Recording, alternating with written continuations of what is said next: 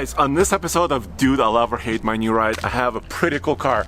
It's a brand new 2020 Subaru WRX. And I have the owner, Ron, who came all the way from Maryland. So thanks for coming out. Hey, my pleasure, my pleasure. So I heard the story. You were telling me just before that before you purchased the Subaru, you also had a Dodge Challenger 392 Scat Yeah, Pack? Scat Pack, correct. So wait, you traded that in on this? Yeah. Why? Well, yeah, the Challenger Scat Pack was great, 485 horsepower.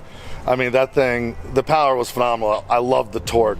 After having it for about a year and a half, you know, I just kind of wanted something different. Also, it rode pretty rough. And where I live, the roads are pretty rough, so just wanted to switch it up. And I've always loved the Subaru WRXs, so I figured, you know what?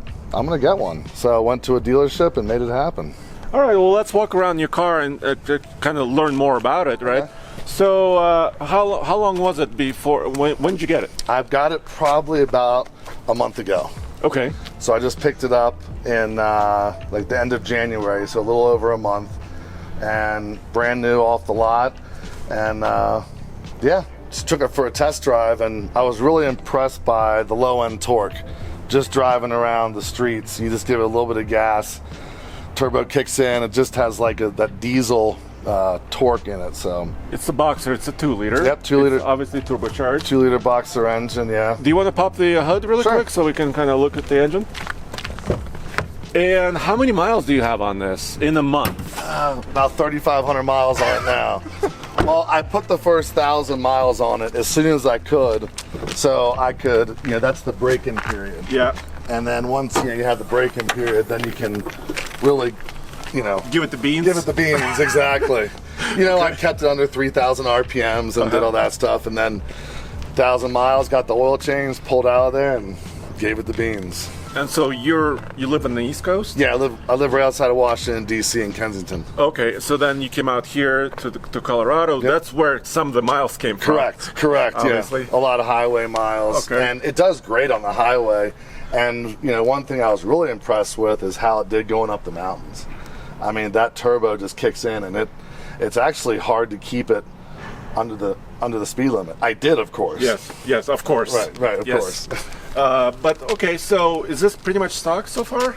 Yeah, this is stock. You know, one of the things is when I first started driving it, I popped the hood and noticed that some rocks had come in and dented the intercooler. So really? I bought just a little grill to help protect the intercooler.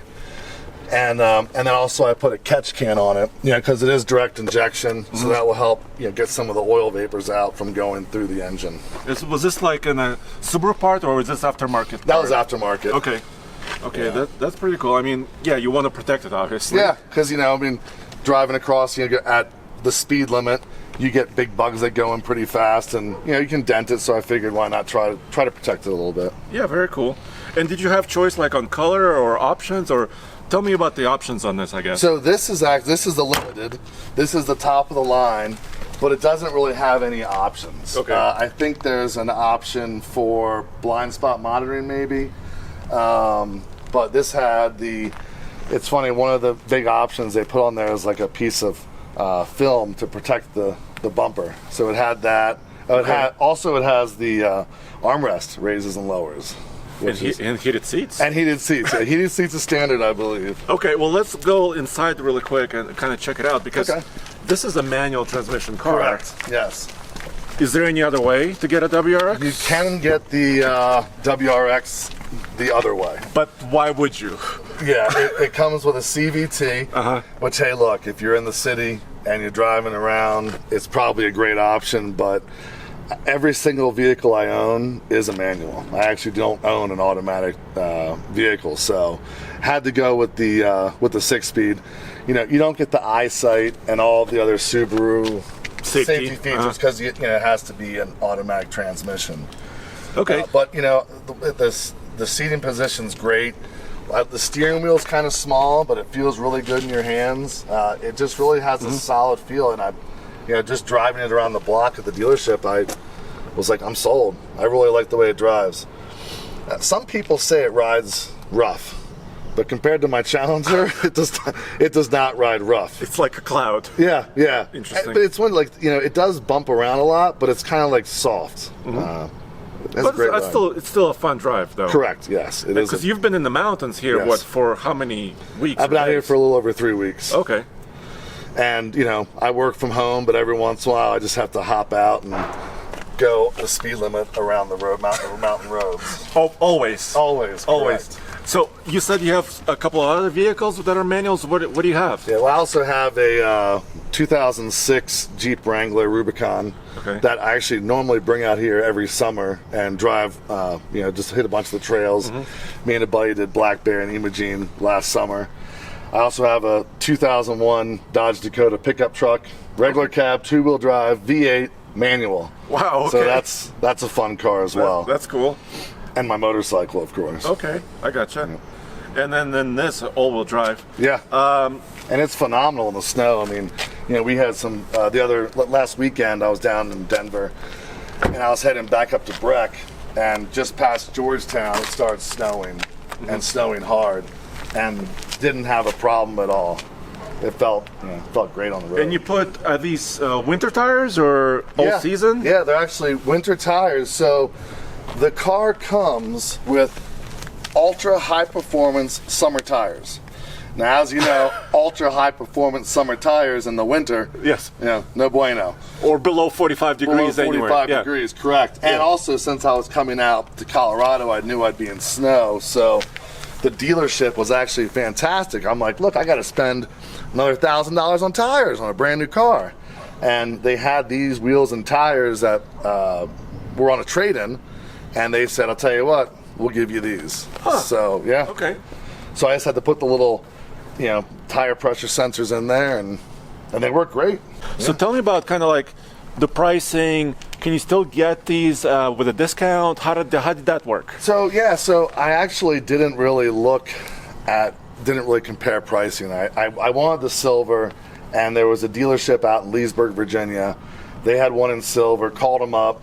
They said, yeah, come on by anytime. I mean, they were fantastic. I went in there. Now, of course, the first round, they're like, well, this is what we can do for you. I'm like, well, I'm going to take my Challenger and get out of here. Yeah. And I really wasn't sure I was going to buy it. But they gave me really good money for my Challenger, a little bit more than I paid for it. And they took, I think this is about $34,000. They took a few $1,000s off. Okay. And, I mean, it was really a very pleasant buying experience. Really enjoyed it. Interesting. Did they have other WRXs on the lot, or? Yeah, I believe they had a couple other colors. Okay. But they didn't have any of the limited. The other ones were either the base or premium. But I really wanted the leather seats. Just to make it nicer. Make it nicer, and also like the LED headlights. So those were kind of, I wouldn't have gotten any other one but the limited. I love my car. I really do love my car. The Challenger was so much fun. I mean, any stop sign, you just give it a little gas, you spin the wheels, going around the corner. I do kind of miss that, but this car actually is more fun to drive. I know people are going to doubt that, but it just steers lighter, better. right? Yeah, it's a zippy little fun car. So.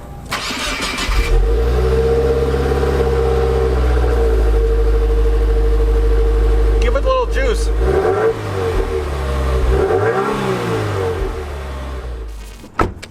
All right, so first I want to ask you about some modifications. Are you planning some extra stuff here?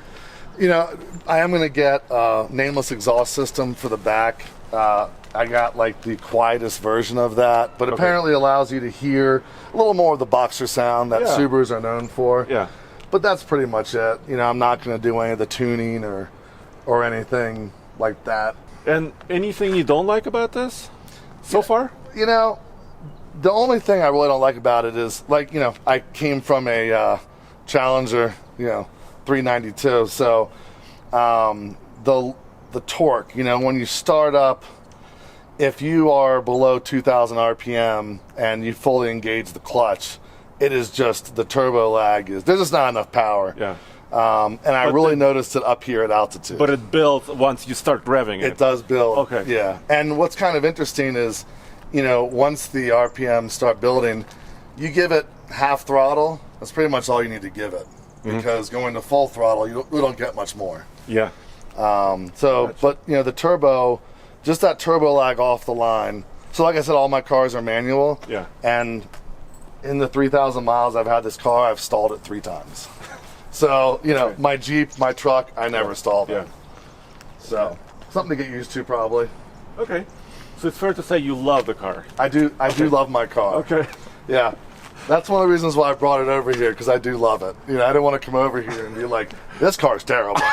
So, yeah, I really do like the car. I like the way it looks. Okay. I love the silver and black, and, you know, I'm getting ready to drive it back to D.C. tomorrow, and I'll love that 27, 28 miles per gallon as well. Yeah, that's better than the Scat pack probably. Yeah, yeah. Well, then my Jeep gets about 13 on the highway, Yes. so Yeah. every 200 miles you're getting gas.